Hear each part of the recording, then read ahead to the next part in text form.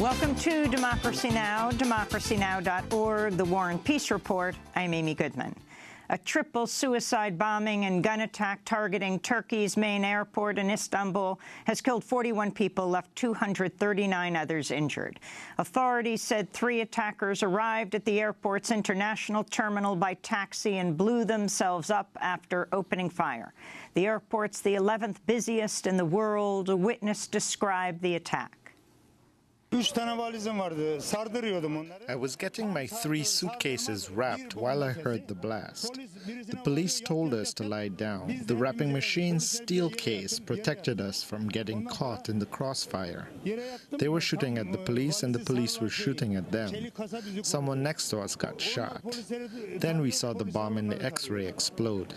Everybody around it died in that blast. I got up and looked through the window to see the shooting. No group has claimed responsibility for the attack, but Turkey's Prime Minister Binali Yildirim said the initial probe pointed to the self-proclaimed Islamic State. We'll have more on the attack after headlines will go directly to Istanbul. One day after handing down the most significant victory for abortion access in a generation, the U.S. Supreme Court has dealt another victory for reproductive rights. The court rejected attempts by Mississippi and Wisconsin to revive anti-choice measures requiring abortion doctors to hold admitting privileges at local hospitals. The law in Mississippi had threatened to close the state's only remaining abortion clinic. The court's decision came after the justices struck down Texas's admitting privileges requirement and another provision requiring abortion clinics to meet the standards of hospital-style surgery centers. We'll have more on the significance of the decisions with Stephanie Toti, the attorney who argued the landmark Texas abortion case before the Supreme Court. She'll be joining us later in the broadcast. In Britain, Parliament members with the opposition Labour Party have passed a no-confidence motion against their leader, Jeremy Corbyn. The vote against Corbyn was 172 to 40. Corbyn has faced a coup within his own party following Britain's vote to exit the European Union. But his supporters say his rivals are using the Brexit vote as a pretext to oust him over his left-leaning stances. Tuesday's no-confidence vote against Corbyn is not binding, but Labour leaders are expected to mount a bid to replace him. On the U.S. campaign trail, Republican presidential candidate Donald Trump touted Britain's vote to leave the EU as he called for a rejection of so-called free trade deals. Trump likened the Trans-Pacific Partnership trade deal to rape, saying it was, quote, done and pushed by special interests who want to rape our country, just a continuing rape of our country. That's what it is, he said. Speaking earlier in the day in Madison, Pennsylvania, Trump vowed to withdraw from the TPP. I want you to imagine how much better our future can be if we declare independence from the elites who led us from one financial and foreign policy disaster to another. Our friends in Britain recently voted to take back control of their economy, politics, and borders. Donald Trump attacked Democratic rival Hillary Clinton for her shifting stance on the TPP, which she ultimately opposed amidst a wave of popular protests. Critics say the TPP will boost corporate power at the expense of health and environmental regulations. But the committee drafting the Democratic Party's platform voted not to oppose the trade deal. In an op-ed in the New York Times today, Bernie Sanders urged Democrats to oppose the TPP as part of a broader progressive agenda to defeat Donald Trump. Invoking the Brexit vote, Sanders wrote, quote, the notion that Donald Trump could benefit from the same forces that gave the Leave proponents a majority in Britain should sound an alarm for the Democratic Party in the United States, Sanders wrote. Sanders' warning comes as a new poll finds 71% of Americans believe the economy is rigged. Here in New York, progressive favorite Zephyr Teachout has won the Democratic primary for New York's 19th congressional district. Teachout has focused her message on tackling inequality, taking on Wall Street, and combating political corruption. She and Democratic presidential candidate Bernie Sanders had endorsed each other in their respective campaigns. In 2014, she mounted a grassroots primary campaign to challenge New York Governor Andrew Cuomo, winning more than a third of the vote.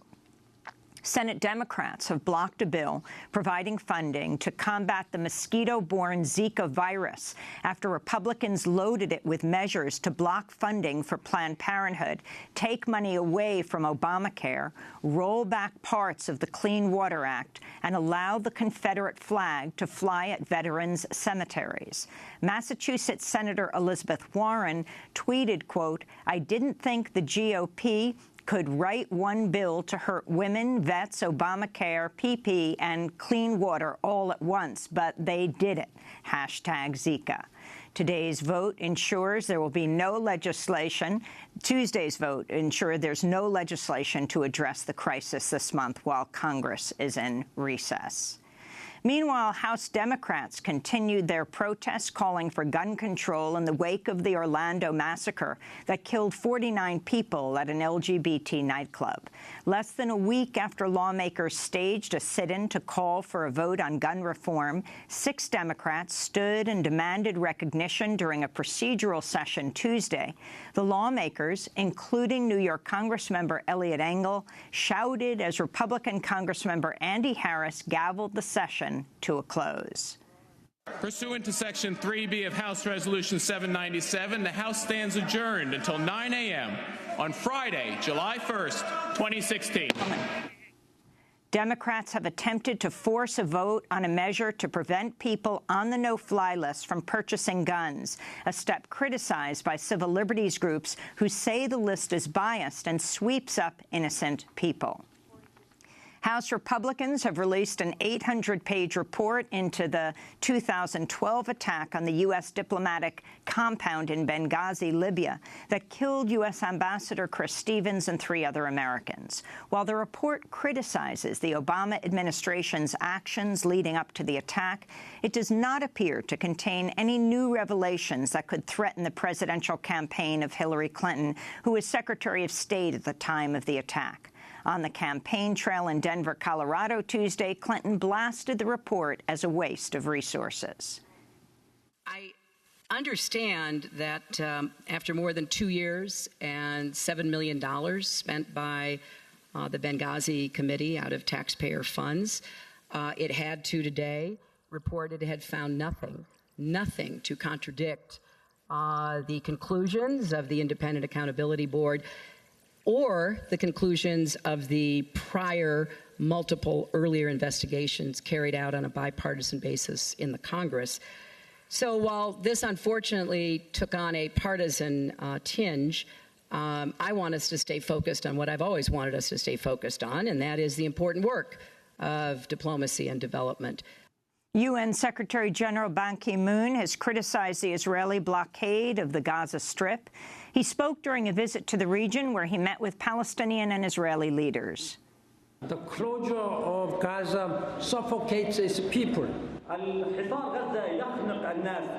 stifles its economy, and impedes reconstruction efforts. It's a collective punishment for which there must be accountability. California voters will decide in November whether to legalize recreational marijuana. Secretary of State Alex Padilla said proponents of legalization have submitted more than enough signatures to get the issue on the ballot. If the initiative passes, 1 in 6 Americans would live in a state where selling marijuana is legal. And as California reels from scorching heat and deadly wildfires, the city of Oakland's taken a step against the fossil fuel industry, a main driver of climate change. On Monday, Oakland city officials voted unanimously to ban the transport and storage of large shipments of coal, quashing plans for what would have been the largest coal shipment facility on the West Coast. The facility in West Oakland would have sent coal from the western United States abroad to China and other markets. Oakland Mayor Libby Schaaf said in a statement, quote, "Oaklanders know that it's a false choice to say we have to pick between jobs and this community's health and safety. We can and we will do both," the mayor said. And those are some of the headlines. This is Democracy Now!, democracynow.org, The War and Peace Report. I'm Amy Goodman.